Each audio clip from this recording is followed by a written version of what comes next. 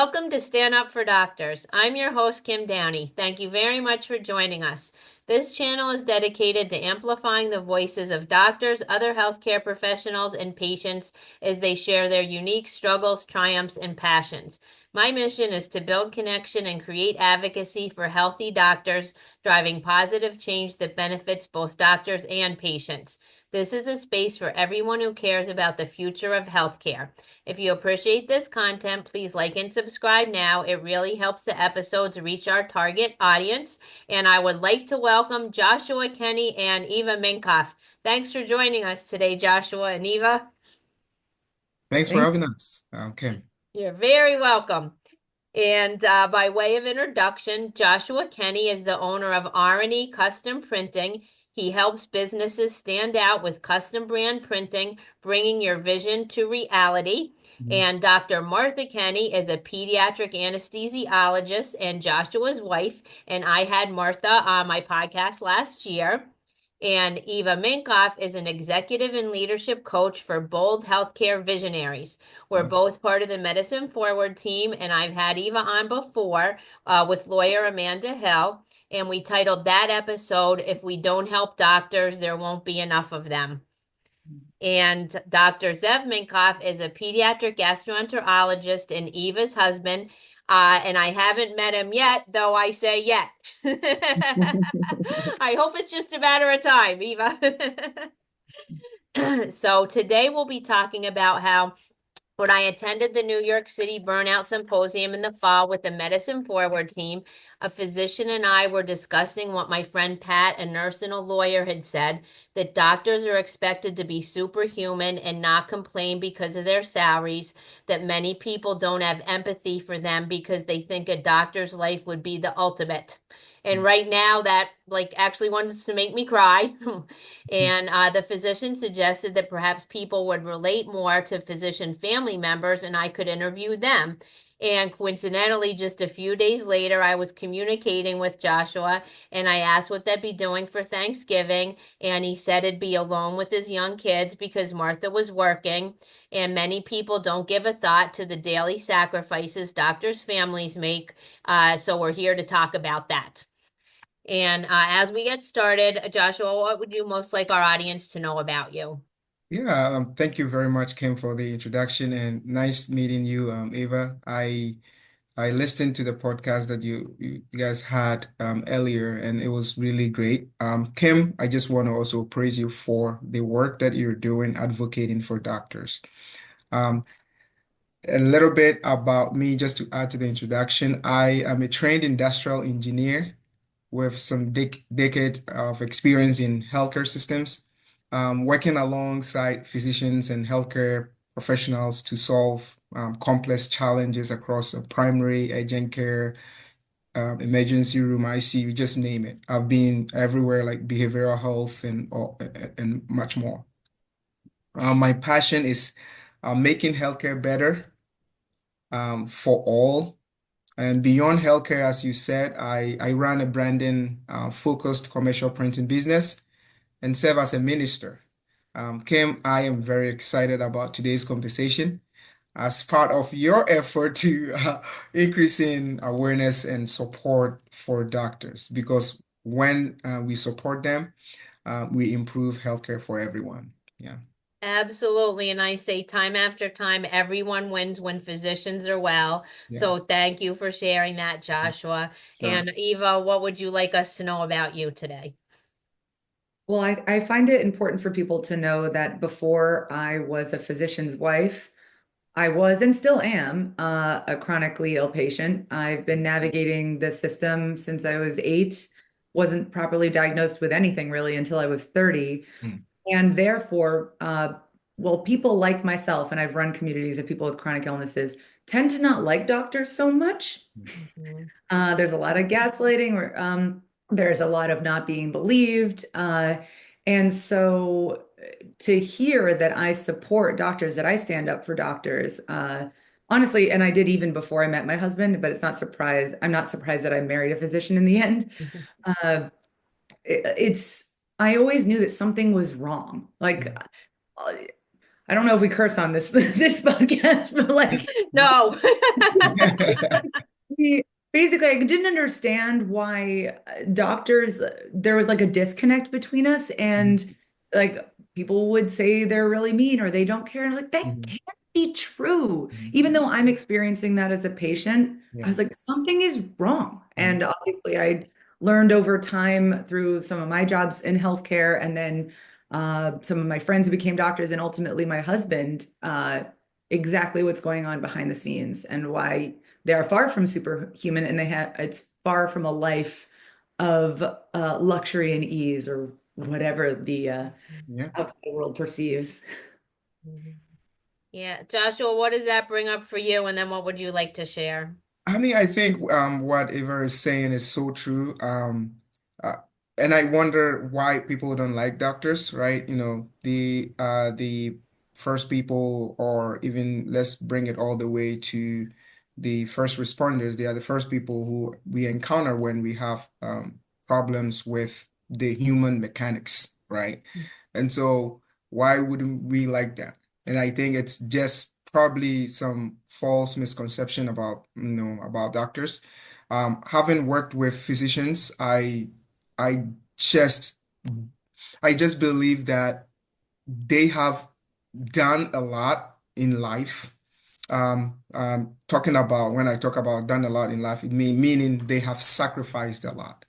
It's not about their pay. It's not about the prestige of their career choice. Actually, becoming a doctor is just it's not just a career choice. Right? It's choosing a sacrificial life. I mean, from the moment they decide to pursue medicine, um, the intense training, long nights of studying, missing out on experiences, and even sometimes the funny thing is, even things that are good and enjoyable can become distractions, requiring doctors to make like some difficult trade-offs in order to stay focused on their goals. So for me, before marrying Martha, as Eva also mentioned with her husband, I worked in the healthcare world. I am an immigrant from Ghana. My first job was in the hospital, and I appreciated doctors and nurses and everyone because of the work that they do and the toll that comes from them. Yeah. Hmm. So Eva, you could respond to Josh, and what does it bring up for you? Yeah, sacrificing shows up. I'm actually really glad that you said it that way. Like once they sign up to be a doctor, they've signed up for a sacrificial life. Mhm. That was very well put. I do say I'm not going to skirt around it. Like I do think there are some big benefits to being a doctor, Mhm. but they are not without massive consequences and sacrifices. And I think Yeah. that's really what we're here to talk about. Mhm. One of the things that my husband sacrificed partially before I met him was really his 20s. Mhm. He fully sacrificed his 20s. He got to have fun here and there, but it was I mean it was minimal, and he's someone who's incredibly social and outgoing, and so it was a bit of torture for him, but he signed up to be a doctor almost not unintentionally, but it truly was a calling for him, and Mhm. it was like he couldn't ignore it. Like he decided to be a pediatrician when he was 5. Mhm. Mhm. And so it's almost like he couldn't escape it. Sure, of Yeah. course he has a choice, but how could he ignore such a calling when he had the intelligence, he had the grit, he almost felt like he'd be doing a disservice Mhm. to not take on that profession. And, thousands of patients I know would agree with that. At the same time, though, he did sacrifice a lot of what he knew he would have wanted to experience Mhm. anyway. Yeah. And then, of course, there's all the little ones that come up now, like Kim, you shared about Joshua. Your wife you were alone for Thanksgiving, right? Yes. I can't tell you how many family vacations my husband has not been present for. Wow. In fact, he visited. So we live in California now because of my husband's job, not because we really wanted to, honestly. And my whole family is in New York. He hadn't been with us for like Christmas, New Year's in the last 7 years. I've only been with my husband for 10 years. Mhm. And it was such a thrill for us to be together this year, such an anomaly. And that alone is notable. Mhm. And the last time he was with us was during residency. And he showed up after a night shift. It was Christmas morning, like a zombie, and knocked on the door at 6 a.m.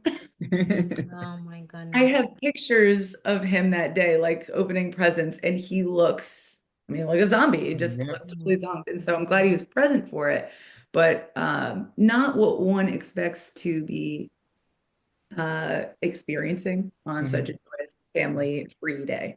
Mhm. Mhm. And I do think, like, for physicians, family, right? Those we do really appreciate those small moments, right?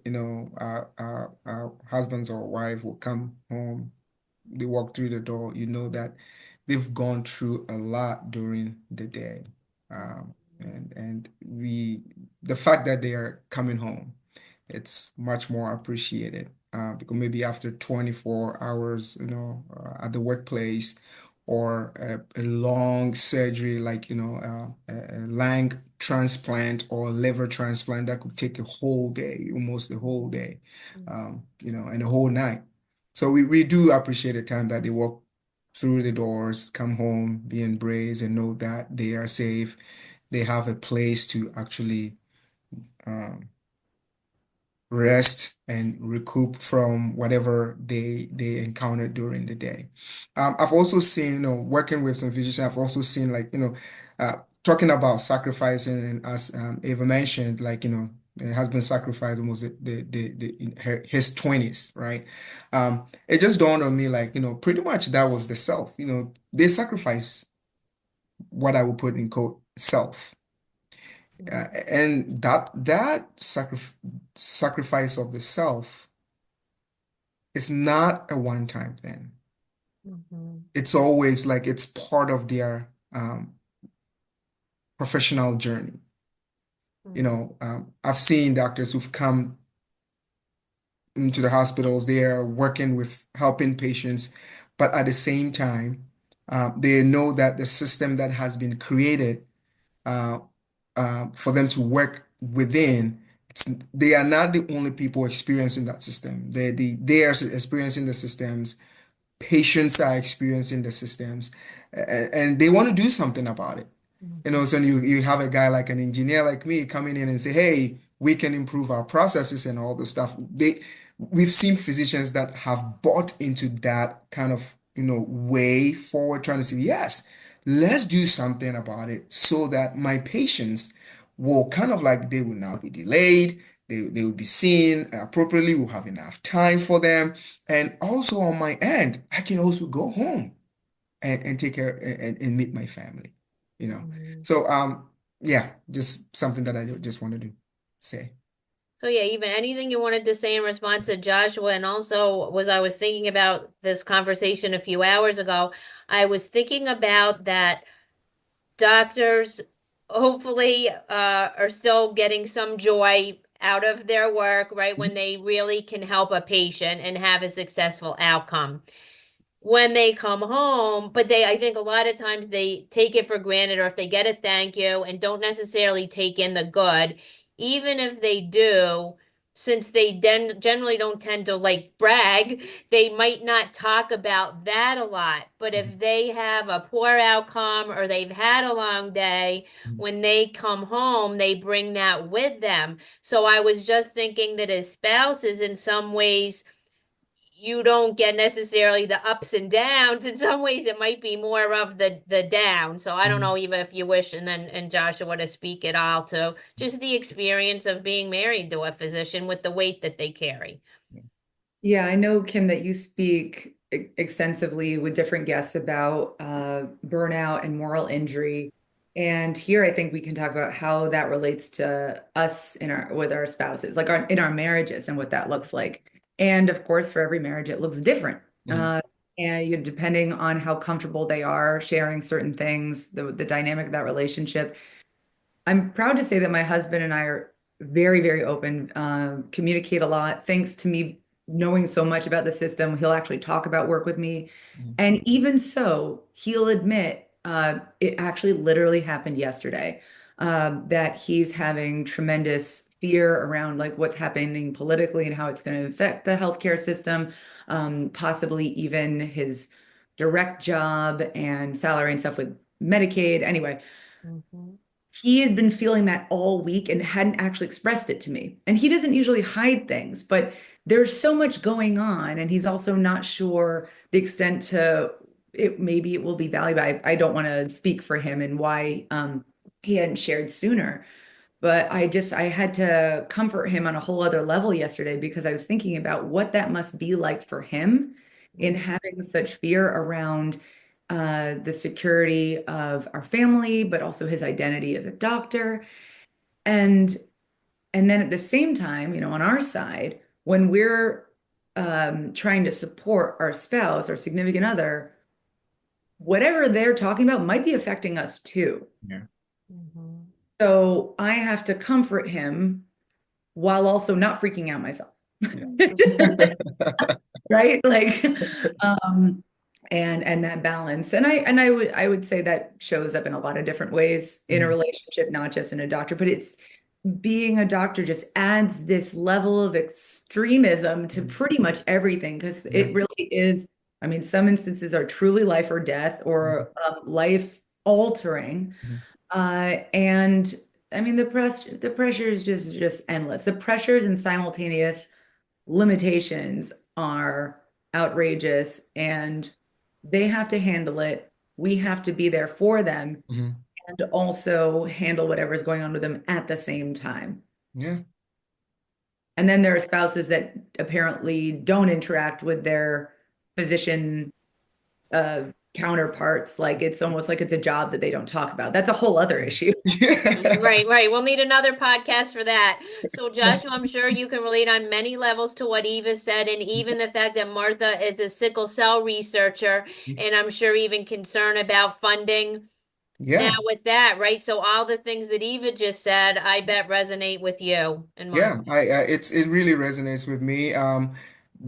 F- Same our family too. We are very open and discussing, what each and every one is going on, what is going on in our lives. And so, like for example, we have at dinner time. We try to at least have dinner when we have dinner with our kids. What are our highs and what are the lows of the day?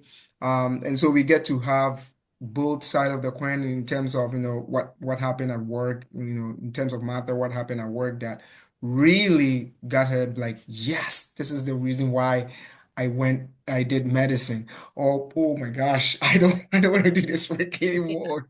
you know and some of the highs are quite simple, like, yeah, we had this case like liver transplant, and it really went well. The patient didn't lose that much blood.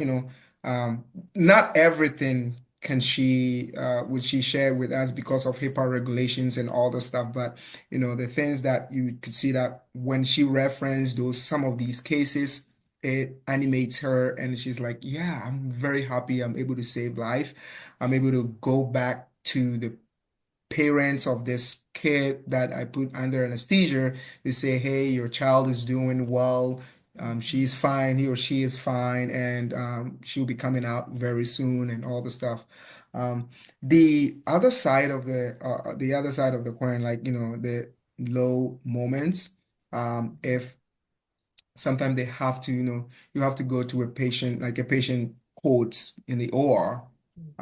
It's very hard, and she'll be like, hey, while I'm doing my work, I had to be praying in my head, like, Lord, save this child, and by the grace of God, by their expertise, they are able to get this child out of the cold blue and doing well, then go back to the parents to say, not be the deliverer of the bad news, right? And so we say your patient is doing well. Or one more thing, simple things like, oh, I was able to, there was a kid that came in and the song the kid wanted was Mufasa, the new song. Like we were able to play it for the kid before the kid went under the anesthesia.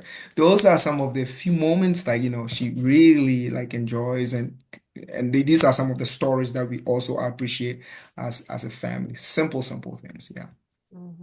That's great. So, Eva, what are the holidays like when your husband can't be with you? And if other people are with their families, do you join in or do you guys hang out? What is it like to, be a family while your husband is working on a special occasion?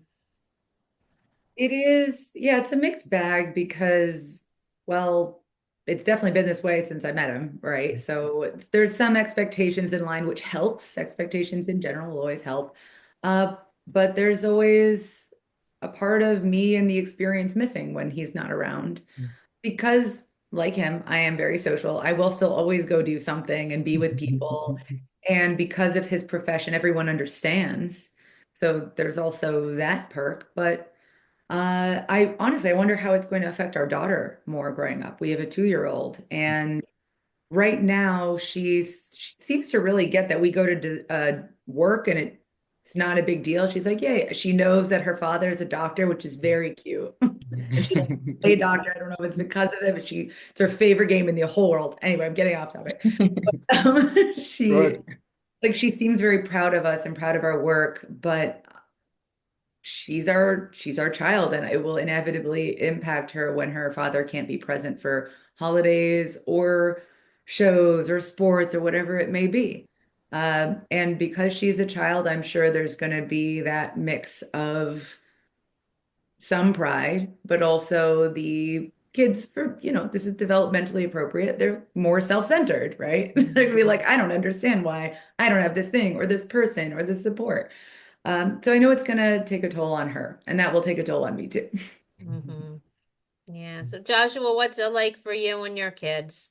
Yeah, I think I can speak to the part where um, especially for the kids, right? I feel like, and not I feel like, but I could see where our kids we have an 8-year-old and a 5-year-old, and especially for a 5-year-old son, he wakes up in the morning, he wants to see mommy, right? And it would be like, "Where's mommy?" I said, "Okay, mommy went to work." And he'll be like, no, mommy didn't go to work because, he had some movie night with mommy before he went to bed. So he didn't think mommy would be going to work. So I'm not sure how they're processing this, but definitely they know mommy works in the hospital and has to go uh, uh, to the hospital.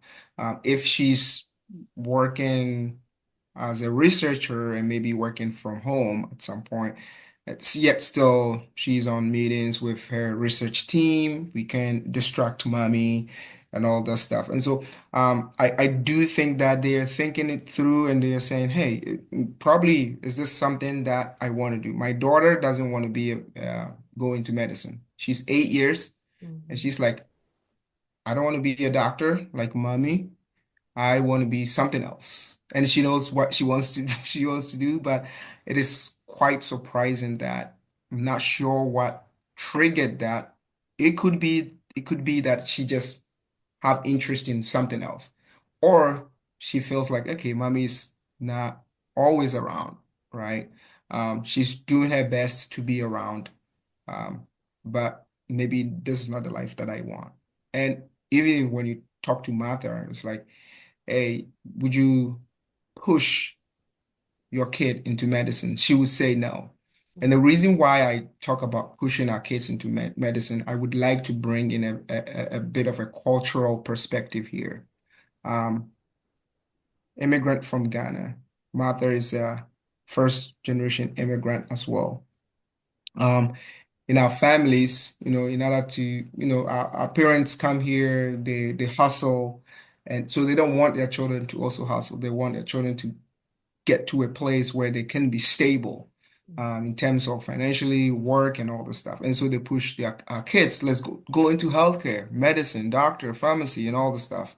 Um, and then without knowing all the sacrifice and the impact of the rigorous training, the debt, the financial debt that medical students actually carry, right? So um, she's like, no, I'm not going to push my children into it.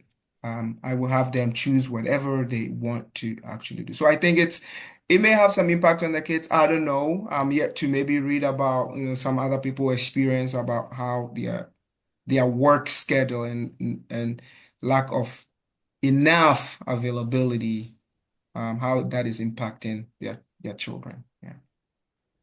Just to touch on that, this is anecdotal, but Mm.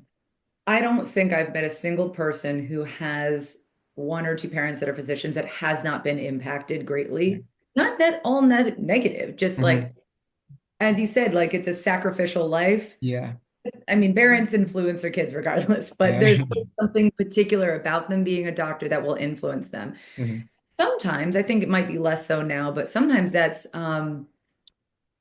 just implicit pressures. Like Mhm. even if parents don't say it, it's they want to live up to their parents' I don't know if it's prestige or like Mhm. level, Mhm. career, something like that. I mean, in my society, in a different way, I'm Mhm. Jewish, Okay. so like there's a lot of Jews that are doctors, a lot of us, Yes. and so there's the cliche there.